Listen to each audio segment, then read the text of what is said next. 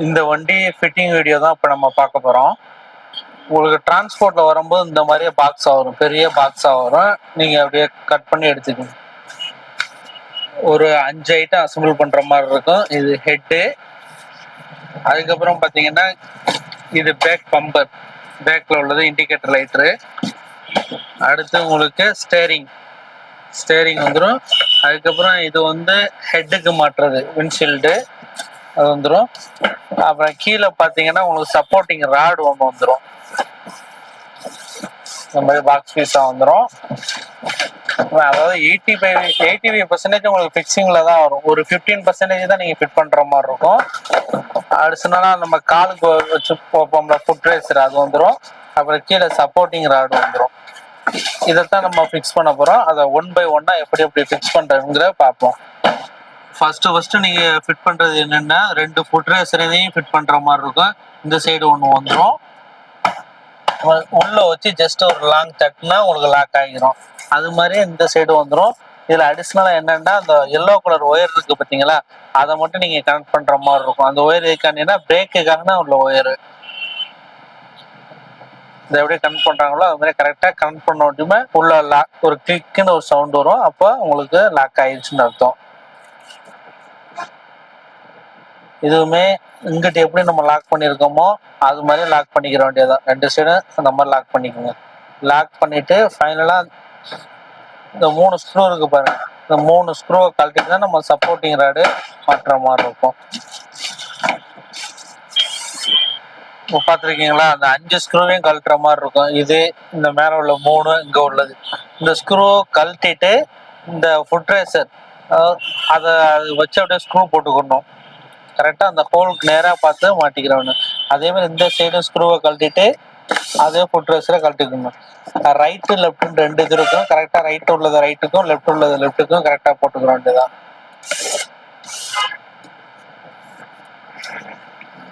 இந்த 3 ஸ்க்ரூவையும் கழட்டிக்கங்க. 1 by 1 கழட்டிக்கிற வேண்டியதான். அடுத்து இந்த சப்போர்ட்டிங் ராடை கரெக்டாக அந்த உள்ள அந்த கிளிப் இருக்கு பார்த்தீங்களா, அந்த கிளிப்ல உள்ள லாக் ஆகிற மாதிரியே கரெக்டாக வச்சு நம்ம 3 ஸ்க்ரூ கழட்டணும்ல, அந்த 3 ஸ்க்ரூவையும் போட்டுக்கிற மாதிரி இருக்கும். கரெக்டாக அந்த கேப்பை பார்த்துக்கங்க. இதில் கரெக்டாக உட்காரணும், அப்போ தான் கரெக்டாக இருக்கும்.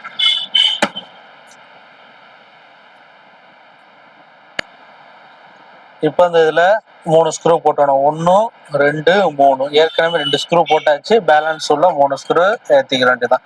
ஃபர்ஸ்ட் ஃபிக்ஸ் பண்ணும்போது இதை தான் ஃபிக்ஸ் பண்ணணும். அப்போ தான் உங்களுக்கு வண்டியை வந்து நிற்க வச்சு நீங்கள் ஃபிட் பண்ணுறதுக்கு ஈஸியாக இருக்கும். அதே மாதிரி கீழே ஃபிட் பண்ணும்போது நாங்கள் ஃபார்ம் போட்டிருக்கோம்ல, அது மாதிரி ஃபார்ம் போட்டுக்கோங்க. அப்போ தான் உங்களுக்கு கிராட்சு இந்த மாதிரி எதுவும் ஆகாது. ஃபர்ஸ்ட்டு மட்டும் இந்த மாதிரி கவுத்தி போட்டுக்கிறணும். அதுக்கப்புறம் இந்த இதை ஃபிட் பண்ண சருக்கு நீங்கள் நிமித்திடலாம். இந்த அப்போ நிமித்துறாப்புல இல்லை, அது மாதிரி ஸ்ட்ரைட்டாக நீங்கள் நிமித்திக்கிற வேண்டியதான். இதான் நம்மள்ட்ட இருக்கிறதுலே ஜம்போ பைக், BMW பைக். உங்களுக்கு வரையிலே இந்த மாதிரியே இது கீ வந்து அதில் வச்சு டேப் அடிச்சு சுற்றி வந்திருக்கும். கீயை மட்டும் தனியாக எடுத்துக்கிற வேண்டியதான். இந்த ஸ்க்ரூ பார்த்தீங்கன்னா உங்களுக்கு எக்ஸஸாக கொடுத்து வச்சுருப்பாங்க. இது இந்த ராடு வந்து கீழே வராமல் இருக்கிறதுக்காண்டி இதை கொடுத்துருப்பாங்க. இந்த ஸ்க்ரூ யூஸ் ஆகாது. அடுத்த ஸ்டெப் பை ஸ்டெப்பாக சொல்கிறேன் பாருங்க. இப்போ இந்த இதுக்கு ஹோலில் வந்து நம்ம இந்த ஸ்டேரிங்கை மாட்ட போகிறோம். ஸ்டேரிங்கை மாட்டிட்டு மேல்புறம் வழியாக ஸ்க்ரூவை போட்டு நம்ம டைட் பண்ணுற மாதிரி இருக்கும். அலாங்கியை வச்சு டைட் பண்ணணும். ஃபர்ஸ்ட் பார்த்தீங்கன்னா இந்த வழியாக ஸ்க்ரூ போட்டிருக்கோம், இதை யூஸ் பண்ணக்கூடாது. இந்த மேல்புறமாக ஸ்க்ரூவை போட்டு டைட் பண்ணிக்கிற வேண்டியதான். இது ஸ்க்ரூ டிரைவர் வச்சு டைட் பண்ண முடியாது. இதுக்குன்னு தனியாக அலாங்கி உங்களுக்கு பார்சல்லே வரும், அதை வச்சு நீங்கள் டைட் பண்ணிக்கணும். இந்த காமிக்கிறோம் பாருங்க ராடு, இந்த ஸ்க்ரூ டிரைவர் வரும். கரெக்டாக அந்த ஹோலுக்கு நேராக வச்சு நீங்கள் டைட் பண்ணிக்கிற வேண்டியதான். உங்களுக்கு இது ரொம்ப ஈஸியாக இருக்கும். கரெக்டாக அது நீங்கள் வச்சோடனே கரெக்டாக லெவலாக உட்காந்துரும். அதுலேயே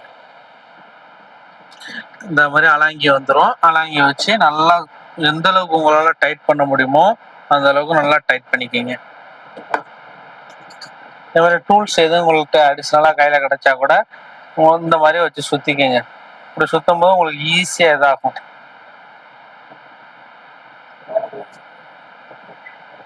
அது எந்த அளவுக்கு டைட் பண்ண முடியுமோ அந்த அளவுக்கு டைட் பண்ணிட்டு ஃபைனலாக இதுக்கு மேலே ஒரு கேப்பு போட்டுற வேண்டியதான்.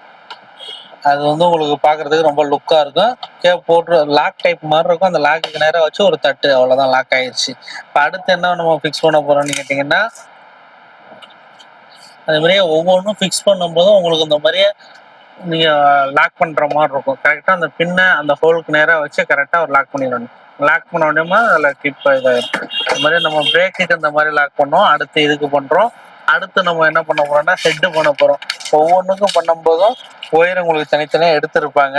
நீங்க அதை லாக் பண்ற மாதிரி இருக்கும். இந்த மாதிரி ஸ்டிக்கரிங் நீங்க உங்களுக்கு தனியா கொடுத்துருவாங்க. உங்களுக்கு இது வந்து மிரர்லாம் வராது, ஸ்டிக்கரிங் டைப் தான் வரும். கரெக்டா அதுல என்ன அச்சுல கொடுத்துருக்காங்களோ அதே மாதிரி ஸ்டிக்கரிங் ஒட்டிக்குங்க. சும்மா உங்களுக்கு அடிஷனல் டிசைனுக்காக, குழந்தைங்க சேஃப்டிக்காக தான் நம்ம மிரர் கொடுக்காம ஸ்டிக்கரிங்காவே கொடுப்பாங்க. இப்போ அடுத்து என்ன பண்ண போறோம்னா, இந்த மிரர் வந்து கரெக்டா இந்த ஹோல்ல லாக் பண்ண போறோம். அதுல மிரர்ல பாத்தீங்கன்னா ரைட்டு லெஃப்ட்னு 2 வரும். அதுக்கு நேரா கரெக்டா ரைட்ல மாட்டிருங்க, லெஃப்ட்ல மாட்டிருங்க. நீங்க மாத்தி உங்களுக்கு இது பண்ணா உட்காராது. கீழே மிரர் வச்சுட்டு நல்லா டைட்டா இந்த கையை வந்து நல்லா டைட்டா பிடிச்சிக்கிட்டு இந்த மேல் வழியா ஸ்க்ரூ ஏற்றிட வேண்டியதான். நீங்க வந்து சீட்டை, அதாவது இதுல வந்து லாக் பண்றதுக்கு முன்னாடியே இந்த இது பண்ணிடணும். அப்பதான் உங்களுக்கு ஈஸியா இருக்கும். நிறைய பேர் அதை லாக் பண்ணிட்டு பண்ணுவாங்க, அந்த மாதிரி பண்ண வேண்டாம். அவ்வளவுதான், உங்களுக்கு டைட்டா நச்சுன்னு உட்காந்துரும்.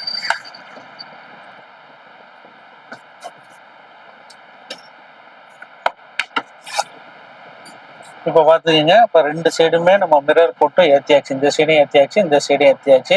இப்போ அடிஷ்னலாக இதுக்கு மேலே ஒரு லைட்டு போட போகிறோம். அதை பார்த்துக்கோங்க.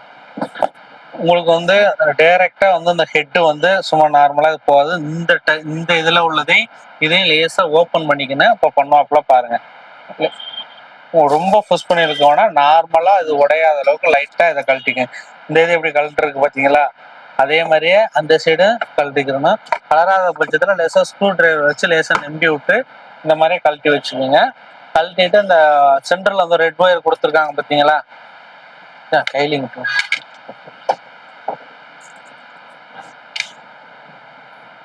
அதே மாதிரி இங்க ஸ்க்ரூ வந்துடும். இதுல ஒரு ஸ்க்ரூ வந்துடும், இங்க ஒரு ஸ்க்ரூ வந்துடும். 2 ஸ்க்ரூவையும் கழட்டிக்கிங்க. நீங்க திரும்ப சொல்றேன், நீங்க நார்மலா சும்மா இது பண்ணா உங்களால லாக் பண்ண முடியாது. இங்கிட்டும் லேசா இந்த கிரிப் மாதிரி இருக்கு பாத்தீங்களா, இதை கழட்டி விட்டுக்குங்க. அந்த புறமும் கழட்டி விட்டுக்குங்க. சும்மா நார்மலா கையால கழட்டி பாருங்க. முடியாத பட்சத்துல ஸ்க்ரூ டிரைவர் வச்சு நம்பி விடுங்க. இப்ப மாட்டுவாப்புல பாருங்க, ஒன்று தான்.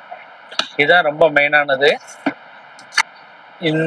இந்த ஒயரை கரெக்டா அந்த ஹோலுக்கு நேரா வச்சு ஜாயின் பண்ணிக்கிற வேண்டியதான்.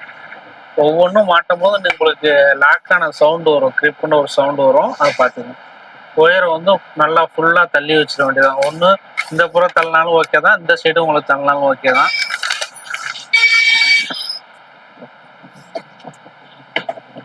அதாவது இந்த லாக் வந்து இதுல உள்ள உட்காரணும். உள்ள உட்கார்ந்துட்டு கரெக்டா நேருக்கு நேரம் வச்சு இந்த இடம் கேப் இல்லாம உள்ள நல்லா தள்ளிக்கிற வேண்டியதான். அவ்வளவுதான், நல்லா புஷ் பண்ணி தள்ளிக்கிற வேண்டியதான். தள்ளிட்டு இந்த மாதிரி ஒரு அடி அடிச்சுன்னா உங்களுக்கு இந்த இடம் கேப் இல்லாம கரெக்டா அங்கிட்ட இங்கிட்ட உட்காந்துரும். இந்த சைடு உட்காந்துரும். உங்களுக்கு ஃப்ரெண்ட் இதை காமிக்கிறேன் பாருங்க. நல்லா நல்லா டைட்டா இது பண்ணிட்டு ஃபைனலிஸ்டா அந்த இடத்துல இங்க ஒரு ஸ்க்ரூ போட்டுறணும். அது மாதிரியே இந்த இடத்துல ஒரு ஸ்க்ரூ போட்டுறணும். உங்களுக்கு கையை வச்சு காமிக்கிறோம்ல, அங்க ஸ்க்ரூ போடணும். அந்த ஸ்க்ரூ போட்டாதான் உங்களுக்கு ஹெட் வெளியாகாம இருக்கும்.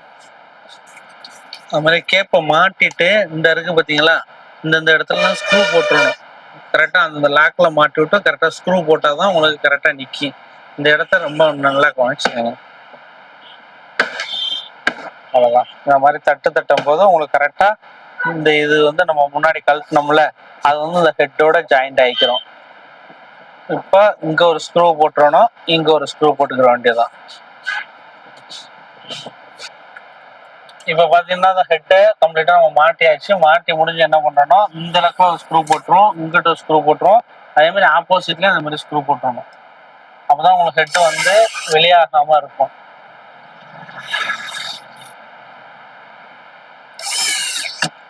இப்போ நம்ம வந்து ஒரு நாளைக்கு 100 பீஸ் கிட்ட வரனால இந்த மாதிரி நாங்கள் மிஷின் வாங்கி வச்சிருக்கோம். நீங்கள் சும்மா ஸ்க்ரூ டிரைவரை வச்சா நீங்கள் டைட் பண்ணிக்கலாம்.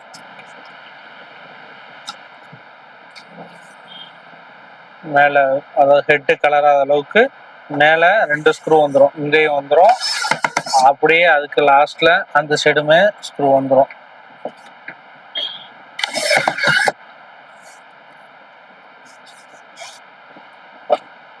இது சும்மா அடிஷனல் டிசைனுக்காக தான் இங்கிட்ட ஒரு லாக் பண்ணிக்க வேண்டியதான். இதே மாதிரி அந்த சைடும் வரும்.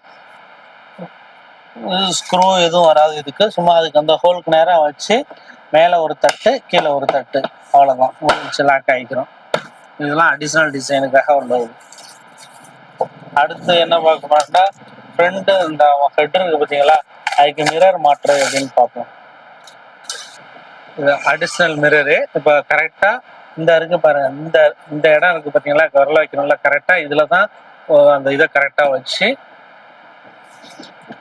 அடுத்து லாக் இந்த அவங்களுக்கு வரும், இங்கே வரும். இந்த லாக்குக்கு நேராக வச்சு மேலே ஒரு அமுக்கு, அது மாதிரி கீழே ஒரு அமுக்கு. இங்கே அமுக்கும் போது கரெக்டாக அந்த ஹோல் இருக்கு பார்த்தீங்களா, அதுக்கு நேராக வச்சு அமுக்குனா தான் கரெக்டாக போகும். அதை மாற்றி அமுக்கக்கூடாது. ரொம்ப புஷ் பண்ணி அமுக்கினாலும் உடஞ்சிடும். பார்த்து லெவலாக அமுக்கிக்க வேண்டியதான். ஒவ்வொன்றும் லாக் ஆன உடனே அந்த லாக் ஆன சவுண்டு உங்களுக்கு காமிக்கும். அடுத்து பேக்கில் உள்ள நம்ம இண்டிகேஷன் லைட்டர் மாட்ட போகிறோம். அதில் 2 ஸ்க்ரூ இந்த மாதிரி வரும். இந்த 2 ஸ்க்ரூவையும் கழட்டிக்கங்க.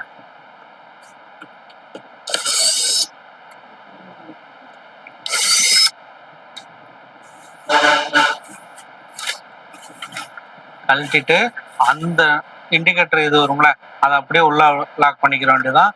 இது அடிஷனல் டிசைனுக்காக தான், உங்களுக்கு இண்டிகேஷன் லைட்டிங்லாம் வராது, அந்த லுக்குக்காக அப்படி மாட்டிக்கிற வேண்டியதான்.